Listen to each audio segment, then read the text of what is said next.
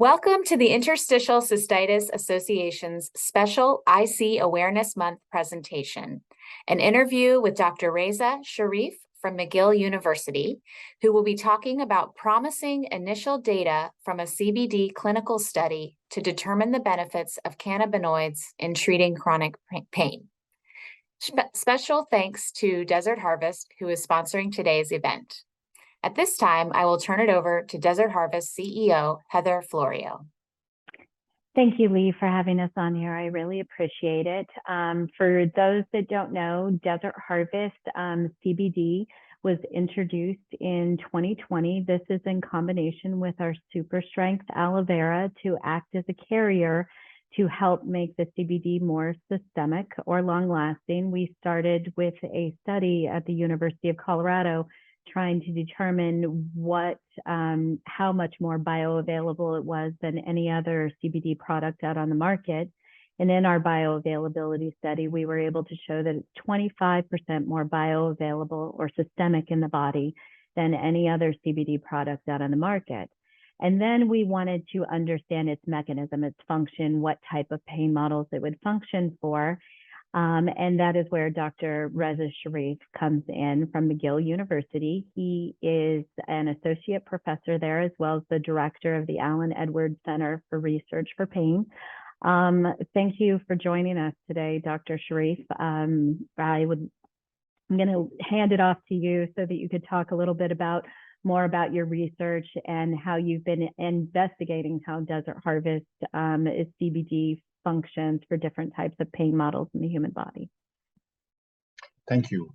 Thank you, Heather, for the introduction, and thank you, Lee and Nikki, for putting this webinar together. So it's a pleasure to be telling you about some of the work that we've done, work that was initiated by Ms. Heather Florio, reaching out to us to really push for this. My lab has been involved in studying the mechanisms for chronic pain, whether it's neuropathic pain or inflammatory pain, for over 20 years now. And we were intrigued by this problem of interstitial cystitis. So I think that many of your members of your audience know about how much this disease impacts their quality of life. And there are over 10 million individuals in the US that are afflicted by this pathology. What we do as basic scientists when we study a disease is that we try to find simpler models that we can use which reproduce some or most of the symptoms associated with the disease.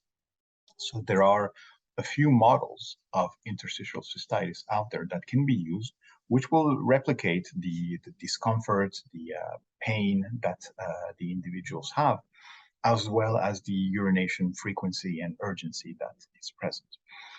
There's never a perfect model. We have to choose the one which will have more of the symptoms as described by the patients. And there are some that exist for studying interstitial cystitis, and this is what we used in this study. So we used mice as our models, and we used female mice because interstitial cystitis is more predominant in women than in men. And the study is composed of doing an injection of a molecule in the peritoneal space, in the belly of these animals. And then over the next few hours to 3 days, then they develop this pain in their abdomen. And they also have this increased urination frequency and volume as well. And these are things that we can measure over time to try to see whether when we give the animals a certain drug, whether we can attenuate these symptoms or completely block them. So in this case, we used the formulation that Desert Harvest shipped us, and this is one where we have cannabidiol with aloe vera stabilized in powder, which we dissolve, and we're able to give systemic injections to these animals as they're developing their pelvic pain, their abdominal pain. And what we have noticed is that one of the most important symptoms that these animals develop is this spontaneous pain, and we can measure that over time. And this one was significantly reduced when the animals were given this CBD aloe vera formulation. It was a transient decrease, but you have to also bear in mind that the administration of the CBD compound was also transient. This is a short-lasting model.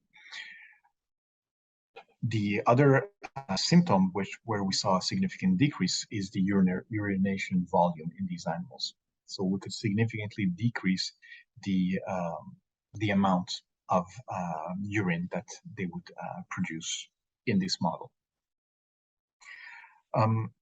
So this was very encouraging, and you have to bear in mind that in the clinical population, these CBD aloe vera drugs are given for a longer period of time than just a few doses that we're able to administer to the mice here. So I think that the data is very encouraging by itself in showing that there's a significant decrease in the pain that the animals are experiencing. And that this, if we're able to continue it, it's more chronic in the patient population. So if we're able to continue administering the CBD aloe vera compound, then we can significantly reduce the pain that these patients experience. And you have to bear in mind that the pain that they experience will also then lead to additional comorbidity factors. You know, people that have spontaneous pain, often it will impact their sleep, for example. And with poor sleep, then you develop additional comorbidities. So mental health declines if you're not able to have proper sleep. Anxiety, depression, all of these can also be following up poor sleep and chronic pain. So spontaneous pain means it's not just when you touch the abdomen. Spontaneous pain is present at all times, including when you're trying to fall asleep. So if we're able to decrease spontaneous pain, it means that we can also have an impact on other aspects, other comorbidities that would come up in this pathology. So it's very encouraging to be able to reduce spontaneous pain. Now, this was in a preclinical model, as we call, of interstitial cystitis. And the problem with pain research over the past few decades has been that we do make discoveries in these animal models, but then when we try to take them all the way through clinical trials to see whether they're functional on the patient population, oftentimes the drugs will fail.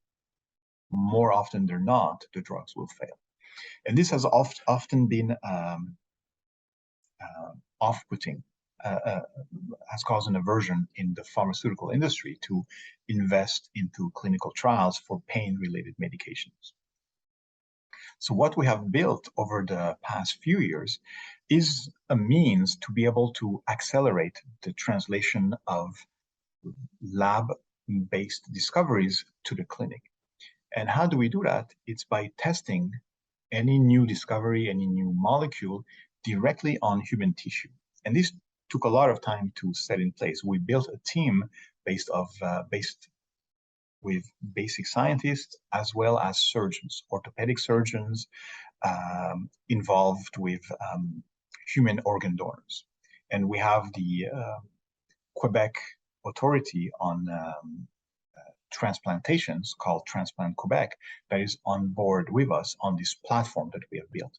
And the way we function is that as soon as an organ donor is deceased, our team gets a call and we go to the operating room in the hospital where the harvesting will take place.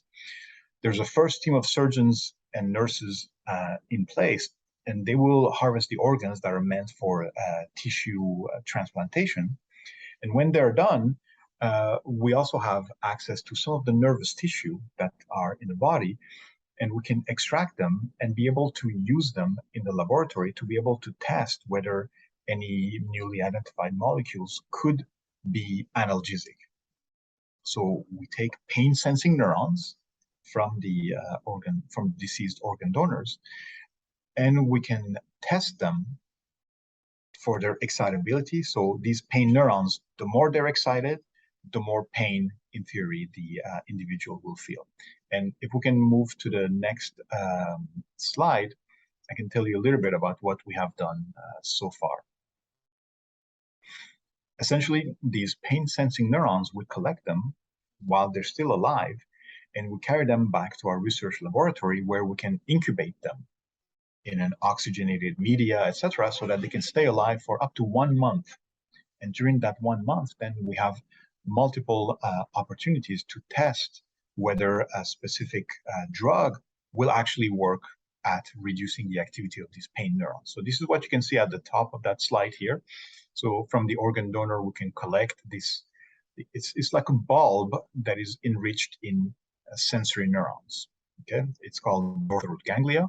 And then we take this bulb and we separate the individual nerve cells that are inside it, and we put it in a petri dish. We can identify which ones of those neurons are pain-sensing neurons, and then we can stimulate them with this CBD compound, or the CBD aloe vera formulation that we have from Desert Harvest. And what we examined was, in a human pain-sensing neuron, if we are able to stimulate these pain neurons and get them to emit activities, and that's what you see in the lower middle panel there. These, the red trace, for example, is what's called an action potentials. It's an electrical impulse that the nerve cell will emit when it gets activated. And in a human, when you have these impulses, it means that there's a pain signal that has been generated, and you will experience a short-lasting pain sensation. Okay. And we can electrically stimulate these pain neurons in a dish and get these impulses. And then we can see if we give a lot of electrical stimulation, do we get a lot of these impulses, and so on and so forth.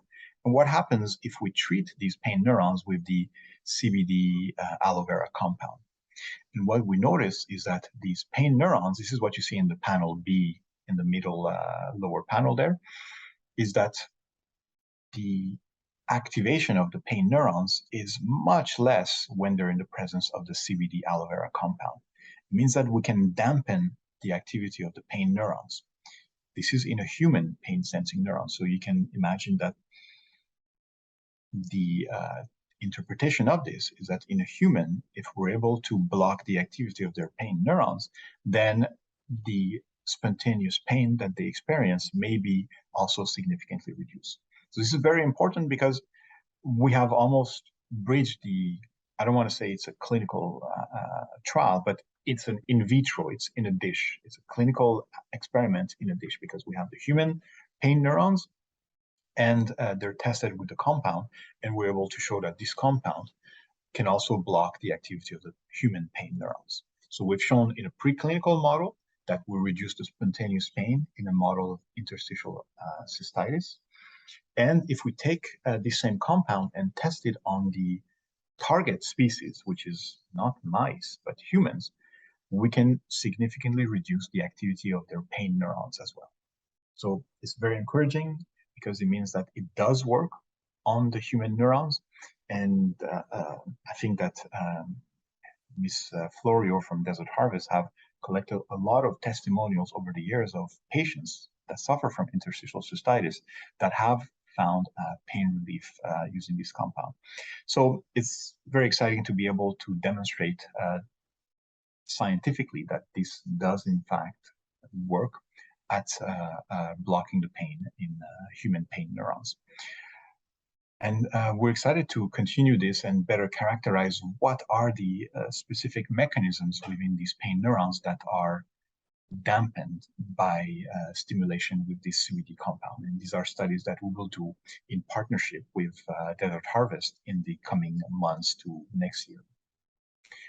And that's it. We have tested it on other models as well. I'm happy to discuss them if you want, but I thought that I would focus the most of the discussion on our findings on the interstitial cystitis model. And I'm happy to answer any of your questions if you have any. Thank you.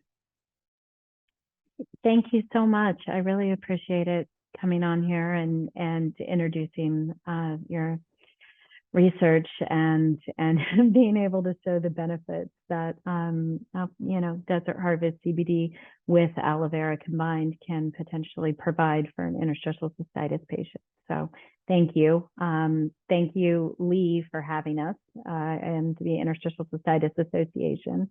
And if there are questions, you're welcome to send them our way, and we can see what questions we might be able to answer. And thank you so much, Dr. Sharif, for spending time with us today to share this great content with our community. And thanks to you, Heather, and Desert Harvest for sponsoring today's content.